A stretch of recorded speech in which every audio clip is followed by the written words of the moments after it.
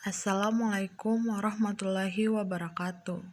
Perkenalkan, nama saya Ma'ruf Febian dengan NPM 03 1901 129. Di sini saya akan menjelaskan materi tentang teknik pengambilan sampel dan contohnya. Pengertian sampel. Sampel adalah bagian dari populasi yang menjadi objek penelitian yang dapat dianggap mewakili kondisi atau keadaan populasi. Sedangkan pengertian sampel menurut Jerwanto tahun 1994, sampel adalah sebagian dari populasi yang karakteristiknya hendak diteliti. Teknik pengambilan sampel. Teknik pengambilan sampel adalah cara atau metode yang digunakan dalam pengambilan sampel tersebut. Tahapan umum dalam teknik pengambilan sampel. Yang pertama, mendefinisikan populasi yang akan diamati. Yang kedua, menentukan kerangka sampel dan kumpulan semua peristiwa yang dapat terjadi. Yang ketiga, menentukan teknik atau metode sampling yang tepat. Dan yang keempat, melakukan pengambilan sampel atau pengumpulan data. Dan yang kelima, yang terakhir, melakukan proses pemeriksaan ulang pada proses sampling.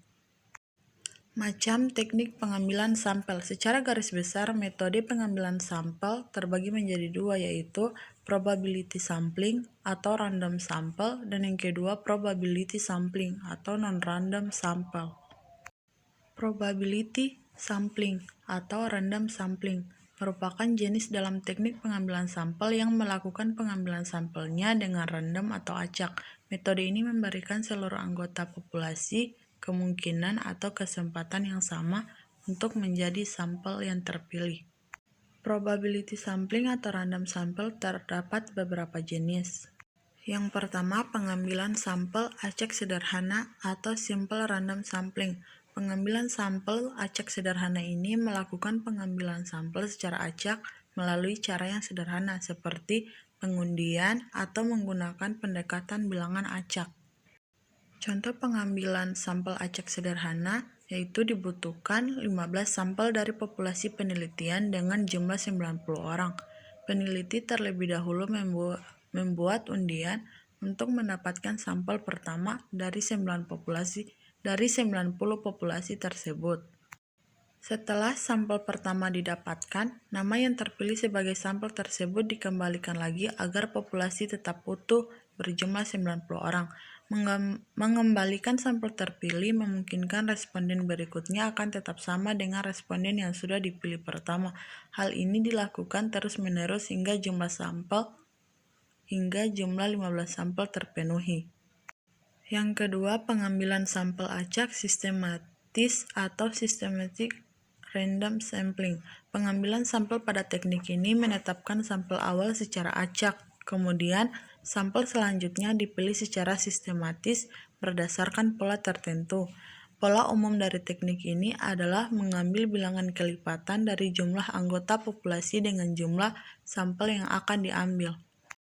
Contoh pengambilan sampel acak sistematis. Misalnya, diambil sampel dari populasi dengan jumlah 40 orang yang akan masuk ke sebuah ruangan.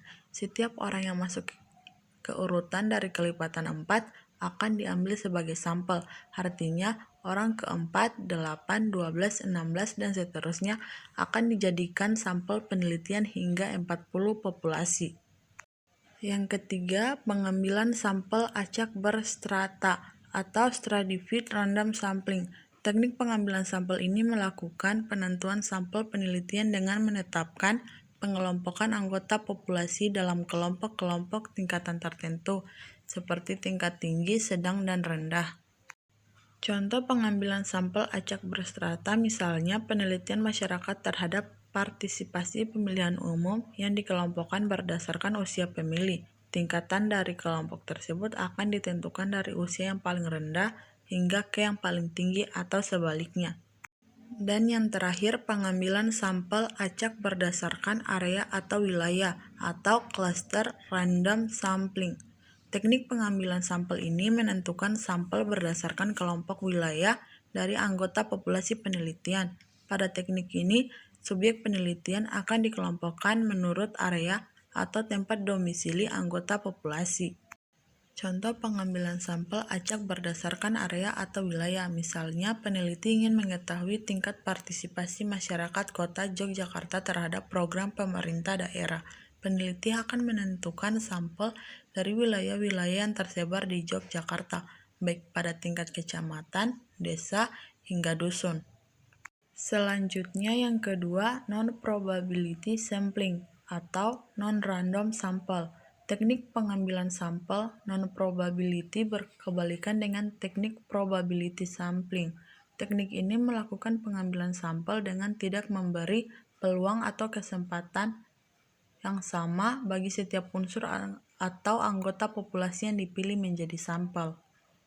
Macam dari teknik pengambilan sampel jenis ini antara lain adalah: yang pertama, pervasive sampling. Teknik pervasive sampling adalah teknik penentuan sampel yang didasarkan pada pertimbangan peneliti mengenai sampel-sampel mana yang paling sesuai, bermanfaat, dan dianggap dapat mewakili suatu populasi atau representatif. Contoh pervasive sampling misal seperti didasarkan pada ciri demografi, gender, jenis pekerjaan, umum, dan lain sebagainya. Teknik ini termasuk teknik pengambilan sampel yang cukup sering digunakan dalam penelitian. Yang kedua, snowball sampling. Biasa dikenal juga dengan teknik pengambilan sampel bola salju. Teknik ini menentukan sampel berdasarkan wawancara dengan sampel sebelumnya atau dengan cara korespondensi. Melakukan pengambilan sampel dengan teknik ini artinya kita bisa meminta informasi dari sampel pertama untuk mendapatkan sampel berikutnya. Demikian secara terus-menerus hingga akhirnya seluruh kebutuhan sampel penelitian dapat terpenuhi. Contoh snowball sampling, penelitian tentang penyintas kekerasan seksual, penderita HIV, kelompok waria, serta kelompok-kelompok khusus lainnya. Yang ketiga, accidental sampling. Sesuai dengan namanya, teknik pengambilan sampel jenis ini menentukan sampel secara tidak sengaja. Peneliti akan mengambil sampel pada orang yang kebetulan ditemuinya pada saat itu. Contoh misalnya penelitian dilakukan pada populasi pelanggan toko A. Peneliti cukup menunggu di depan toko A lalu menetapkan sampel kepada siapapun orang yang melakukan transaksi jual beli di toko A tanpa melihat umur, gender, profesi, dan lain sebagainya. Yang keempat, kuota sampling. Teknik pengambilan sampel ini dilakukan dengan menentukan kuota atau jumlah dari sampel penelitian terlebih dahulu.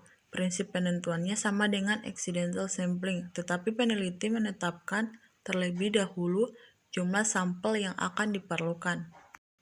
Contoh kuota sampling misal peneliti menetapkan penelitian dilakukan setiap hari selama 1 minggu dengan menetapkan jumlah sampel penelitian sebanyak 100 orang. Apabila peneliti pada hari itu telah memenuhi kuota dengan memperoleh 100 orang, maka selesai tugas peneliti untuk mencari sampel penelitian. Baik, itu dia yang dapat saya jelaskan mengenai materi tentang teknik pengambilan sampel dan contohnya. Lebih dan kurangnya mohon dimaafkan. Assalamualaikum warahmatullahi wabarakatuh.